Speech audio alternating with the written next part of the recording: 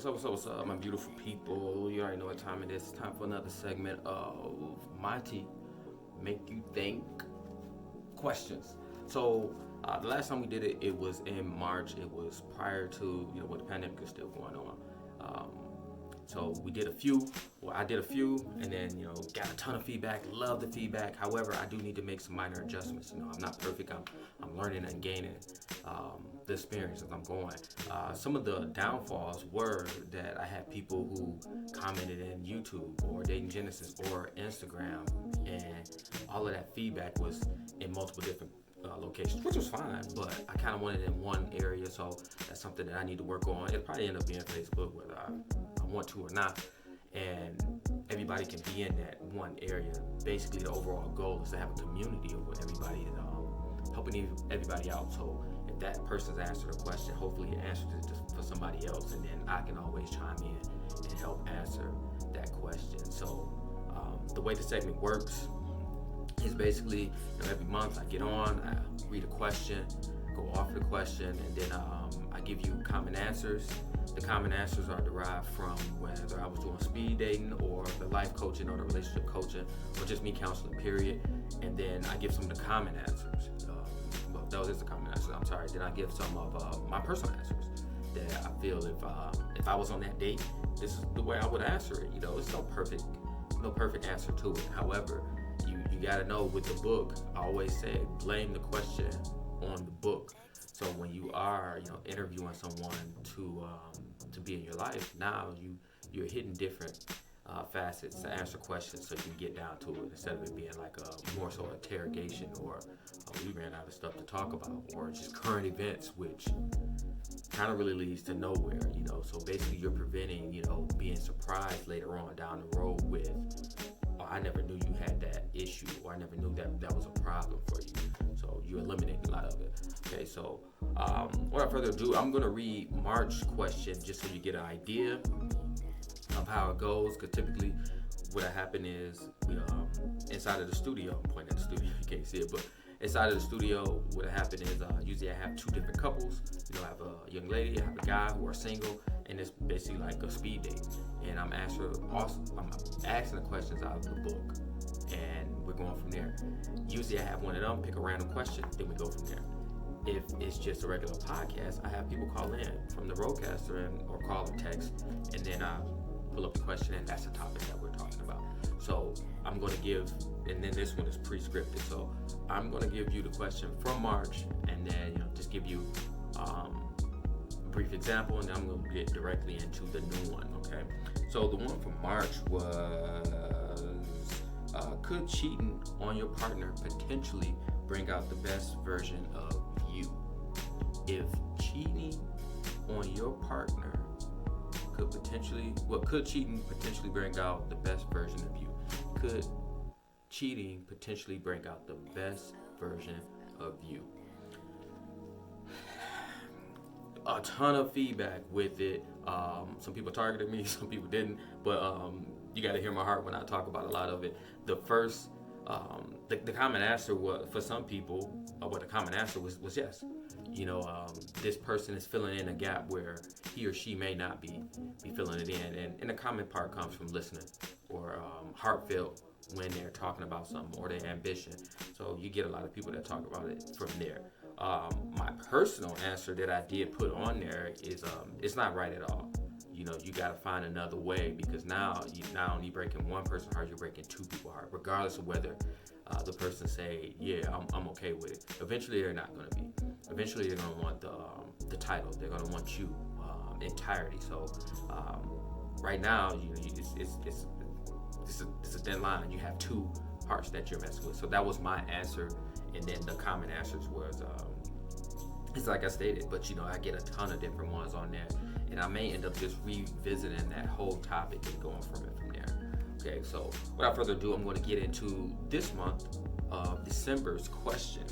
And it is, if mistakes are proof that someone is trying, how many mistakes are you willing to let someone make until they get it right? If mistakes are proof that someone is trying, how many mistakes are you willing to let someone make until they get it right. Before I get into the common answers, it is very hard because every relationship is different. You may have somebody who went through verbal abuse or physical abuse, or someone who stole their identity. You know, these are things. These are real things. You know, I've talked about it in multiple arenas, facets, podcast shows, everything. I'm not looking for your words. I'm looking for your actions. You know, if you were gonna do something that was in your heart, you're gonna do it. You're gonna make do with it. You're gonna handle the situation that you want to handle. Now, with the common answer,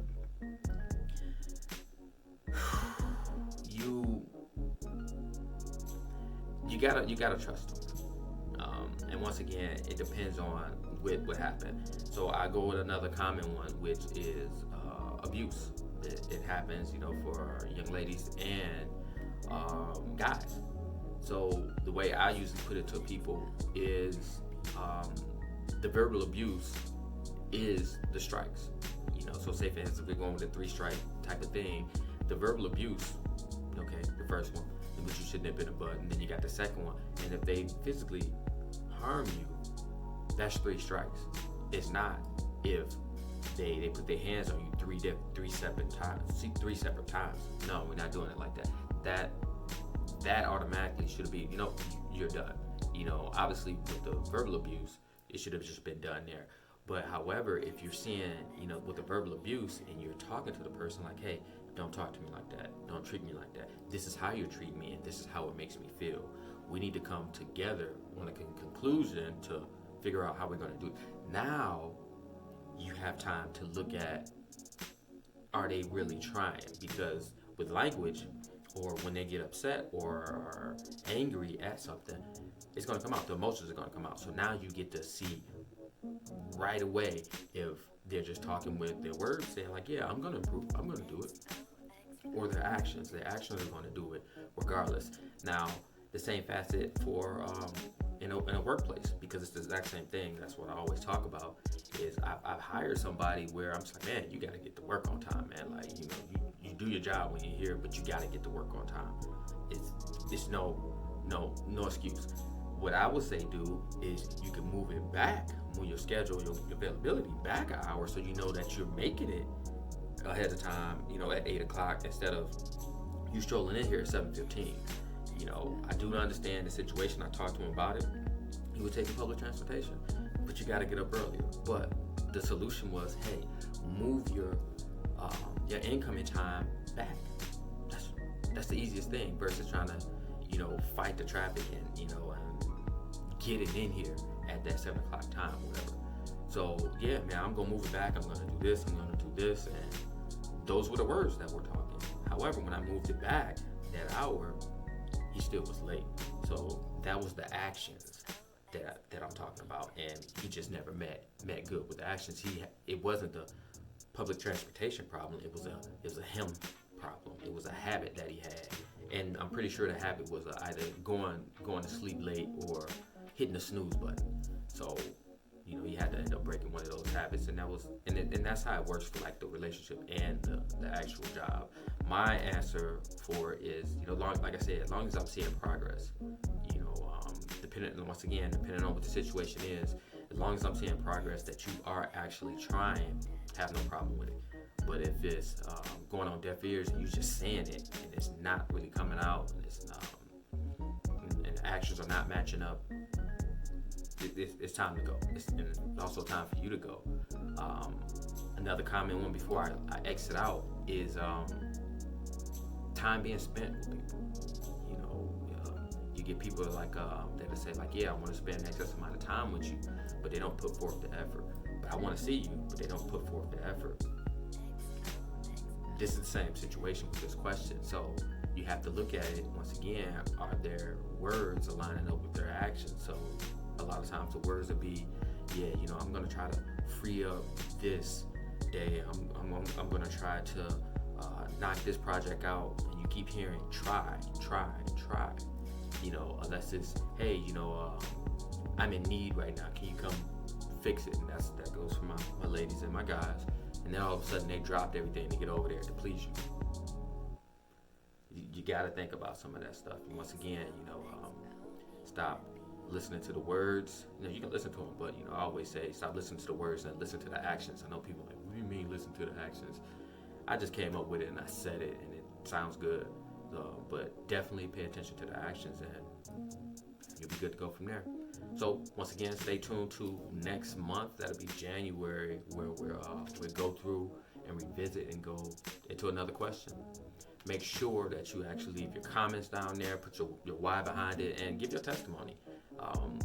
A lot of times where it was on Instagram, people were leaving full detailed testimonies, and to see two people exchanging that conversation, and hey man, this helped out a lot. That right there is what I'm looking to get, a community where we're all helping each other. So, what I always say, stay blessed.